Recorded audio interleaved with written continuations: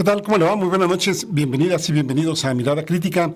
El día de hoy, pues ya estamos a 2 de marzo, el tercer mes de este 2020, y vamos a hacer un programa hoy. Lo vamos a titular pues, el coronavirus, emergencia mediática. Fíjense, vamos a dividirlo en dos partes. Uno, vamos a hablar de los aspectos epidemiológicos y el otro un poquito más de los aspectos sociales que podrían estar detrás de esta epidemia. Bueno, el primer médico que avisó de esta nueva infección fue un oftalmólogo. Estaba en un hospital de Wuhan. Es el doctor Li Wenliang, de 34 años, que desafortunadamente pues, todo indica que murió por esta enfermedad. Y digo todo indica porque hay cosas muy raras que se ocultaron por ahí, ¿no? El 30 de diciembre este doctor envió un mensaje a sus excompañeros de facultad a través de un WeChat, que es el equivalente al WhatsApp allá en China. Y pues les contó que había 7 pacientes que habían ingresado al hospital donde él estaba, que tenían síntomas muy similares al síndrome respiratorio agudo severo. No sé si ustedes lo recuerdan por ahí de los inicios del 2002 para ser exactos, y que pues se llama SARS y que es precisamente ocasionado también por otro coronavirus. Y bueno, pues lo que comentaba este médico es que pues, tenían algún tipo de relación con el mercado de pescados y mariscos de Huanan, o Huanan, como le quieran nombrar, en el que pues ahí, además de vender pescados, mariscos, pues se venden animales de todo tipo, ¿no? Y si ustedes pueden ver las fotos en internet o inclusive videos que andan circulando este mercado, algunas imágenes son hasta impactantes. Ese es el lugar más probable, insistimos, hay que subrayarlo, es el lugar más probable en el que se originó la transmisión a seres humanos. El doctor Wenliang solo quería comentar esto con sus colegas, pidiéndoles que tuvieran cuidado y advirtieran a sus familias. Pero uno de este grupo comenzó a difundirlo en redes sociales y pues el doctor fue acusado de difundir rumores allá en China, que ahí sí que tienen mucho más controlada la población, y cuando se supone que difunden rumores, pues hasta 7 años de cárcel le pueden caer a la persona que lo está difundiendo. En este caso, el doctor y los otros 7 médicos también fueron acusados. De hecho, el doctor Wenliang tuvo que firmar ante las autoridades una declaración en la que admitía su falta y prometía, fíjense ustedes, no reincidir. No obstante, la Suprema Corte de China reconoció el error de la actuación policial y pues le tuvieron que pedir disculpas al doctor. Pero pues, el 8 de enero le duró poco el gusto al doctor porque pues, enfermó, atendió a una paciente con glaucoma, recordemos que él era oftalmólogo, y pues él todavía no sabía que esta persona, según los datos que recopilamos, estaba infectada, que era portadora del virus, y 2 días más tarde de que la trató, pues empezó con la sintomatología pues ya agravada, dolor de garganta, tos, fiebre y dificultad para respirar, que eso es aquí lo que hay que cuidar más en este tipo de infecciones. El 1 de febrero se le confirmó el diagnóstico y el doctor murió la noche del 6 de febrero. Las autoridades del Hospital Central de Wuhan trataron de desmentir primeramente su fallecimiento, por eso les decía que pues por ahí hay cosas raras que no vamos a poder saber, porque ahí el gobierno chino pues ya sabemos que se encripta y es muy difícil saber qué realmente sucedió pues en estos primeros horas y primeros días pues del inicio de la infección por este coronavirus. El 31 de diciembre de 2019, según otros autores, las autoridades de Wuhan, en China, enviaron un reporte a la Organización Mundial de la Salud por un número inusual de casos de neumonía. La neumonía, digamos, el signo más pues, evidente de que puede haber algo por ahí, es justamente la dificultad respiratoria. El 1 de enero, el mercado de alimentos de la ciudad de Wuhan se cerró debido a la sospecha de que los animales de ahí pudieron haber causado el posible brote. El 7 de enero se identificó el virus y entonces aquí ya se supo que era otra cepa de la familia coronavirus que la OMS lo llamó 2019-nCoV, ¿no? El 11 de enero se registró desafortunadamente la primera pues ya de muchas muertes que van. El 16 de enero se reportó un caso en Japón y hasta ahora, digamos, si hiciéramos un corte de caja, sabemos que esto es muy probable que se extienda por muchos más países, pero hasta ahora los más afectados han sido China, Japón, Corea del Sur, Italia e Irán. El 21 de enero también se registró el primer caso en Estados Unidos y a la fecha, pues este virus ha llegado a 66 países, incluyendo ya los primeros casos en América Latina, como es Brasil, Ecuador, México y ayer la República Dominicana. Hasta este lunes por la mañana, es decir, hasta el día de hoy, el número de casos de coronavirus COVID-19 notificados por la OMS es de 88.385. Ahora sí, que como dirían, y lo digo respetuosamente, en los pronósticos deportivos, más los que se acumulen esta semana. 9 de cada 10 casos están dándose en China. Parece que ahí están llevando medidas más efectivas y el resto, el 9.5%, pues en el resto del mundo. El número de fallecidos registrados hasta este momento, o por lo menos hasta la mañana, era de 3.038. Imagínense, 3.038 entre 88.385 que han sido identificados y notificados. De estos 3.038, el 97.2%, es decir, 2.954, pues ocurrieron en China. Y ven ustedes ya ahí el brincotote que se da de 2.954 a 54 en Irán, 34 en Italia y 22 en Corea del Sur, que han sido pues, los países más afectados hasta el momento. Con estas cifras, la tasa de letalidad, es decir, el número de personas fallecidas entre el total de personas infectadas, es de más o menos 3.3%, que es muy probable que aún sea menor por los casos que no se han identificado y por ende registrado. No obstante, la Organización Mundial de la Salud aumentó el viernes pasado de alto a muy alto el riesgo de expansión de la epidemia a nivel global, teniéndolos, o dándoles más bien dicho, el mismo nivel que ya tenían China y la región Asia-Pacífico, aunque en China, les decía, ya hay evidencias de un descenso de la epidemia. Pues aquí, como puede verse con este cuadro que les acabo de platicar, el coronavirus, de este caso el B19, es de baja letalidad. Es decir, no es tan alarmante como nos están planteando pues, en algunos medios informativos. Algunos epidemiólogos calculan que el número de infectados en el mundo pues, va a ser en los próximos meses entre un 40 y un 70% de la población mundial. Yo no creo que sea tanto, pero pues, eso dicen los especialistas. Y aún así, usted no se apure porque la gran mayoría va a pasar como cualquier otra enfermedad respiratoria de las que solemos tener. ¿Quién de nosotras y nosotros? Pues no hemos tenido por ahí una gripe, alguna infección respiratoria, etcétera. O bien, pues parece ser que ya está pues dándose mucha prioridad a lo que es la vacunación y el tratamiento adecuado para su curación. Aunque en los casos en que pasa pues como una simple gripe, pues usualmente son pues como nosotros le llamaríamos autodelimitados, es decir, empiezan, tienen una curva ascendente y después pues bajan hasta volver a quedar asintomáticos.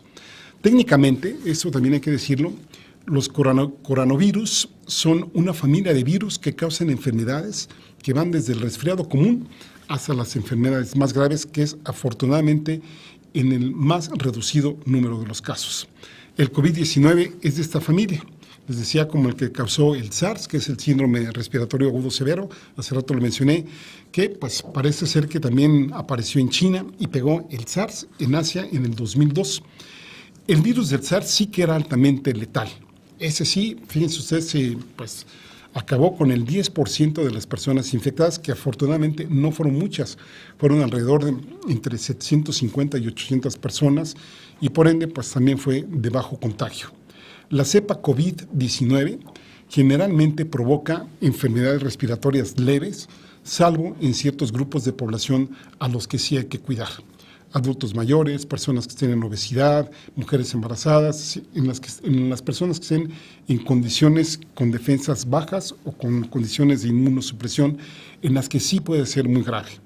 Como otros coronavirus, ¿sí? O coronavirus, perdón, ya me estoy haciendo bolas aquí con la cerveza, puede estar presente pues, en animales y en humanos. De hecho, se considera que muchos animales, se ha señalado más enfáticamente a los murciélagos, puede estar ahí. Insistimos, esto está todavía en estudios y nos falta mucho por descubrir de este tipo de virus. De hecho, los huéspedes, sean animales o humanos, pueden desarrollar resistencia a algunas cepas de coronavirus, pero no a todas. Igual que en la gripe. Gripe hoy nos podemos enfermar de la cepa, no sé, 38, 39, y al rato darnos otras, y así sucesivamente. El periodo de transmisión de este coronavirus es de 2 a 3 días antes de empezar con la sintomatología, aunque el periodo de máxima transmisibilidad es durante la fase clínica, es decir, cuando la persona tiene ya los síntomas, y esto dura, bien cuidado, alrededor de 7 días, y el periodo de transmisión todavía, una vez que desaparecen los síntomas, durar 2 o 3 días después. Se transmite a través de gotas de saliva que son expulsadas al toser y al estornudar, o al tocar o estrechar la mano de una persona infectada, o al tocar un objeto o una superficie contaminada, que técnicamente se llaman fomites, en este caso con este virus. Para el diagnóstico también es importante el antecedente de viajes. Aquí en México, pues obviamente un factor de riesgo que se considera importante es haber ido a Italia. De hecho, pues los primeros casos en México pues han sido justamente de Italia, ¿no? Y pues puede ser también que hayan venido de Japón, Corea, Irán, o bien cualquier otro país con antecedentes de infección, por lo cual el número de países que van a ir considerándose de riesgo pues van a ser esos países donde haya más casos, y México en algún momento también lo va a hacer. Bueno, entonces este virus se manifiesta por fiebre, les decía, malestar general, tos, estornudo, dolor de cabeza y dificultad para respirar. Insisto que esto es lo que hay que tener cuidado porque son las formas más graves. Les decía, este virus es mucho menos agresivo que el SARS, y otro que por ahí estuvo pegando que se llama el MERS, y también pues, es menos agresivo que el virus que usted y yo conocemos, que es el de la influenza estacional, que principalmente pega en México en los meses de febrero, abril. Se sabe que los virus en general, digamos, con climas cálidos y secos, disminuyen la tasa de transmisión, justamente porque como reciben el sol, digamos, pues no hay condiciones para que estén ahí en el ambiente, pues se corta este periodo de transmisión. Medidas efectivas, como ya lo han repetido hasta el cansancio, hay que lavarse las manos con agua y jabón, o usar el alcohol gel desinfectante cada que pues, salgamos, entremos a algún lugar, y por ahora, insisto, hasta que no se comprueben medicamentos que sean más específicos para este virus, el tratamiento consiste en el protocolo convencional de infecciones respiratorias. En este caso no se usan antibióticos, tampoco es efectivo el Tamiflu, que era el Tamivir, ni tampoco antigripales que no tienen utilidad para este virus. Hay que tener mucho cuidado con los mayores de 60 años, les decía, con los menores de 5 años, con mujeres embarazadas, con personas que tengan enfermedad cardíaca crónica, enfermedad pulmonar obstructiva crónica, por ejemplo, con asma, inmunosupresión, diabetes, obesidad, cáncer, y personas que estén usando quimioterapia. Hay que decir también que los virus en general son causantes de más del 80% de las infecciones respiratorias agudas. En México, hasta ayer se tenían registrados 5 casos, ya hoy se confirmó uno, parece ser en el Estado de México. Si nos pueden pasar una gráfica, apareció esta gráfica en el Universal, si nos pueden pasar, en donde pues ahí vemos los primeros 4 casos que aparecieron en el país, de personas que fueron a Italia. Primero se había hablado de que eran académicos, pero no, el subsecretario de Salud, López-Gatell, mencionó que estas personas habían ido a un evento, ¿no?, de una empresa privada, y bueno, pues ahí tienen ustedes los 4 casos que llegaron. En este caso, pues un hombre de 35 años, que vean prácticamente los antecedentes comunes son su viaje a Italia. 2 de ellos tenían manifestaciones clínicas leves y uno estaba asintomático, que pues justamente les decía, no es lo mismo o no necesariamente una persona que esté infectada va a desarrollar la enfermedad. El primero, decía, una persona de 35 años que estuvo con otras 4 personas en la periferia de Milán, llegó a consulta al Instituto Nacional de Enfermedades Respiratorias con síntomas leves, muy parecidos a la gripe. Se le dejó hospitalizado solo con el fin de cumplir con el protocolo de aislamiento preventivo.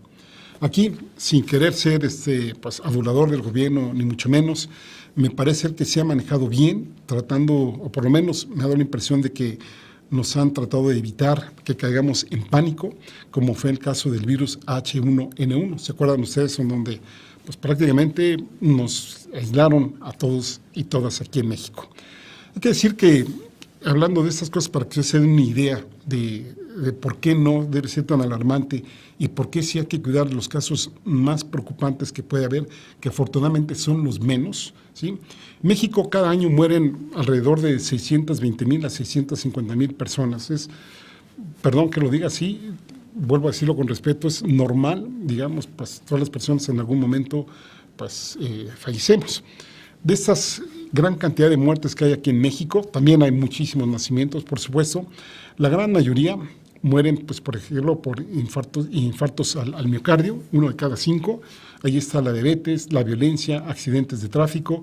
Y aquí es donde habría que priorizar con lo que en términos epidemiológicos se llama magnitud, trascendencia y vulnerabilidad, que precisamente me parece que por ahí habrá que enfocarnos y habrá que ver justamente las causas clínicas, las consecuencias sociales y cómo manejarlo de la mejor manera posible, obviamente con, pues, preocupación, pero no de ninguna manera con pánico, como hasta ahora pues estamos viendo aquí que en México en algunas zonas está cayendo la población. Vamos a hacer una pausa y justamente regresando vamos a hablar de este tema de hoy, ¿no? ¿Es un peligro mediático el coronavirus COVID-19? Ahora regresamos.